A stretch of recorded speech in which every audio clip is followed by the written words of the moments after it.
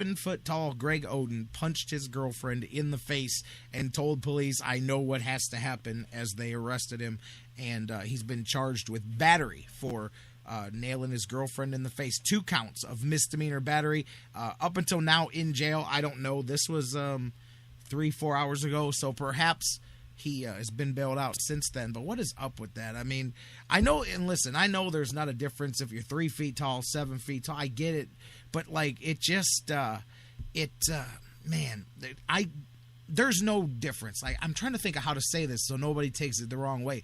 Domestic violence is wrong no matter what. But when you got athletes, the size of these guys and the muscle and the athletic pedigree and training and well-oiled machines, I mean, even the worst athletes on a lot of teams are still high-caliber athletes. You know, there's different levels of that. But I'm talking about in comparison to the average person, which means it's just like, you know, it's the old joke, my hands are deadly weapons. But in a way, you're more of a weapon. Your body is even more of a weapon. It's even more physically able to do damage to a man, to a woman, to anything, to property. You're just more physically capable. So then you've even got more reason not to, I don't know, man. There's just, that really bothers me even more because the potential is just there for even more damage. I mean, there's no varying levels of, there's no grays. It's just black and white, man. But it just seems like every time we turn around,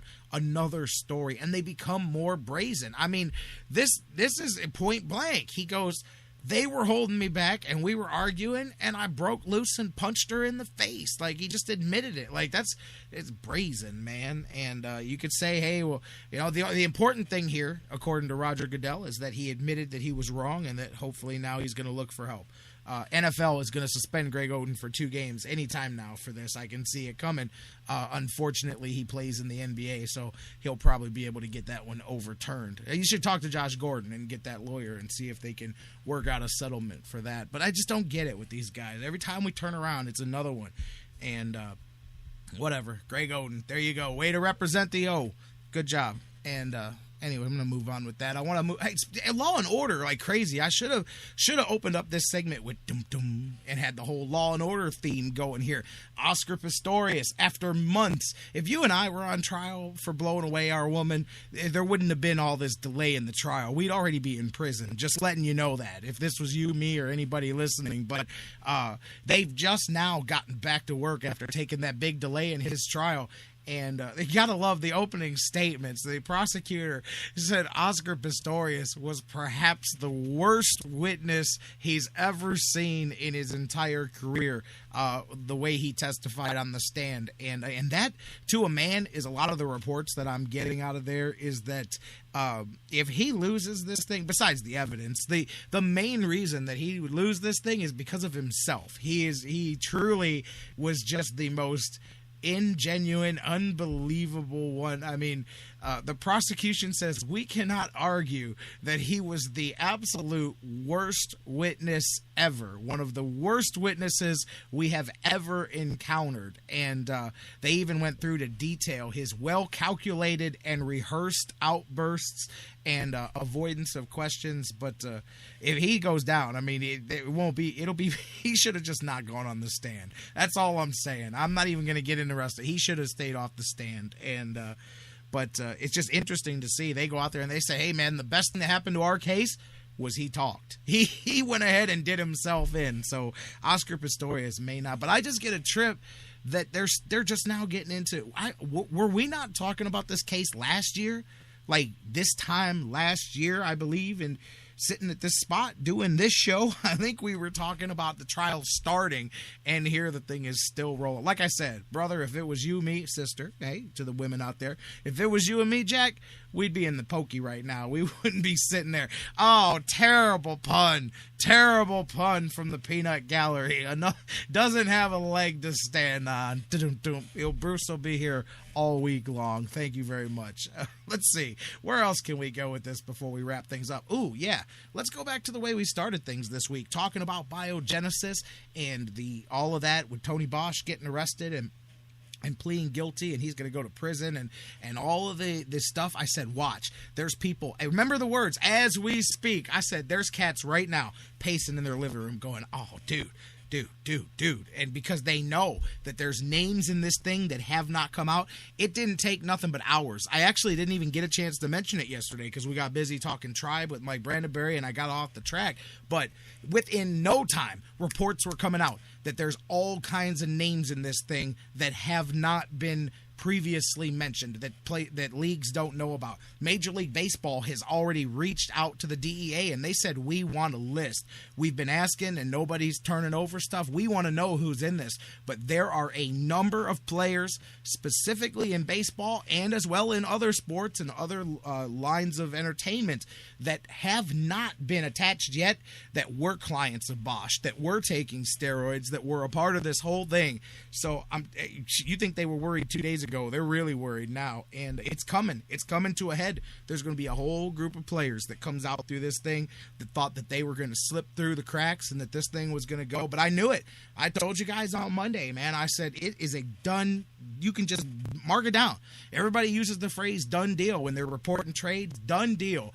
That there were players that nobody knows about wrapped up in this thing, and it is definitely on its way out. Going to be interesting to see. Baseball has already talked. If they have to, they may go through legal means, but they are trying to force the DEA and the U.S. Attorney's Office in Southern Florida to give them the names of any players who have not already been revealed that have violated the policy. I cannot wait to see this come out because, I mean, that's the one thing, man. At least rip the cover off them all, you know?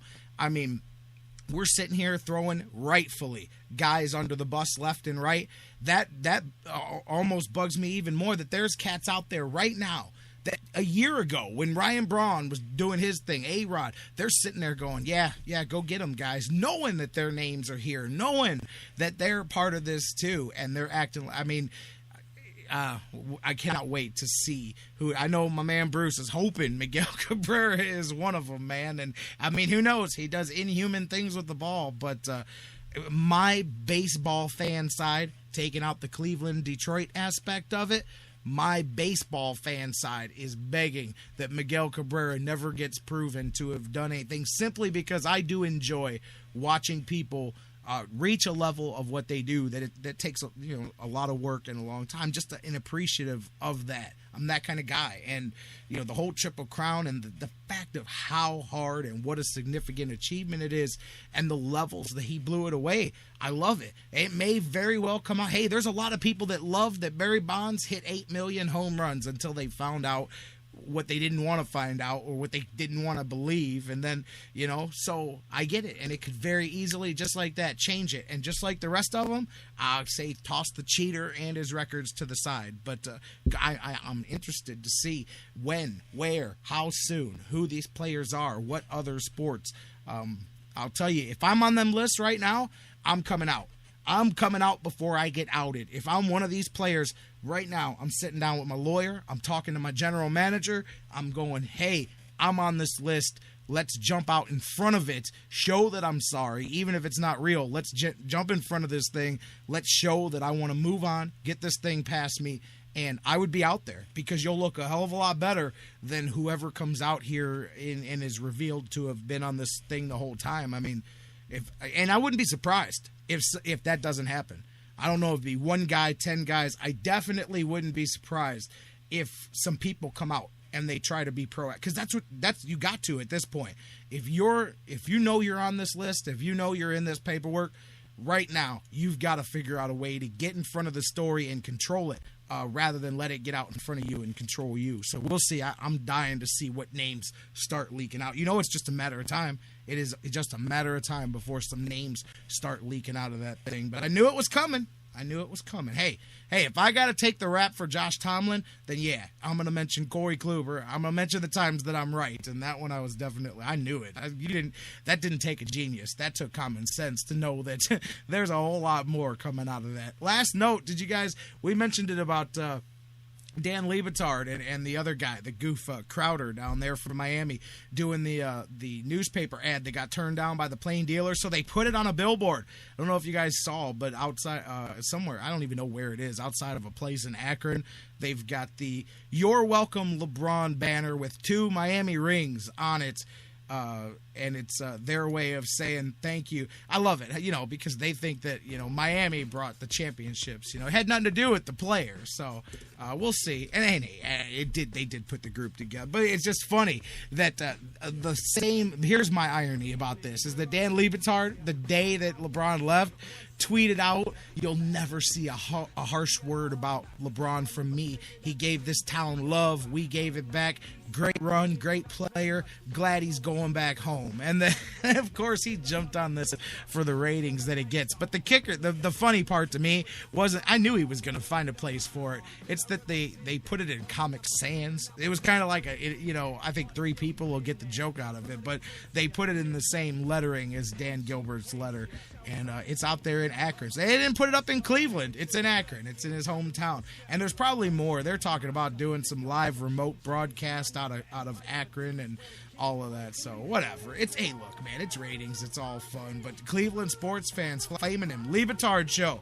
If you want to, go get them on Twitter. I don't know. They do some stuff on there. I don't know their handle. But anyways, I got a kick out of the fact that they used Comic Sans out of it. But, hey, he apparently did not thank the fans of Miami on the way out. David Price, by the way, speaking of, classy. I love those guys that do take the time to do that, and David Price did that. I saw a nice full-page deal for the Tampa fans there.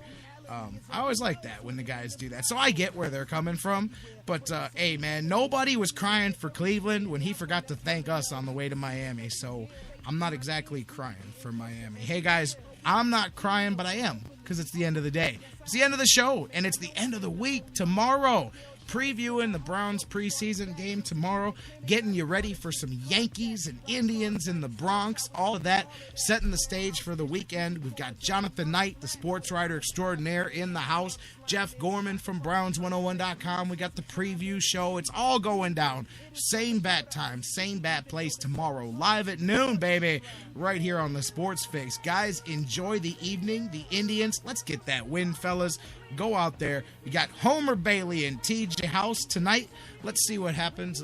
I'd like to see TJ House show us a little bit of that continuing improvement and the growth that we've seen out of him. It's going to be up and down. He's another one of the AAA pitchers that the Indians are dependent on to carry us to the promised land. Let's see what happens. Homer Bailey, TJ House, 7:10 tonight. We'll talk about it tomorrow. Guys, we love you, Cleveland. Have a great night. Enjoy the Tribe. Go Tribe. Come back tomorrow and see us live here at noon on the Sports Fix. We love you, Cleveland. We'll see you tomorrow.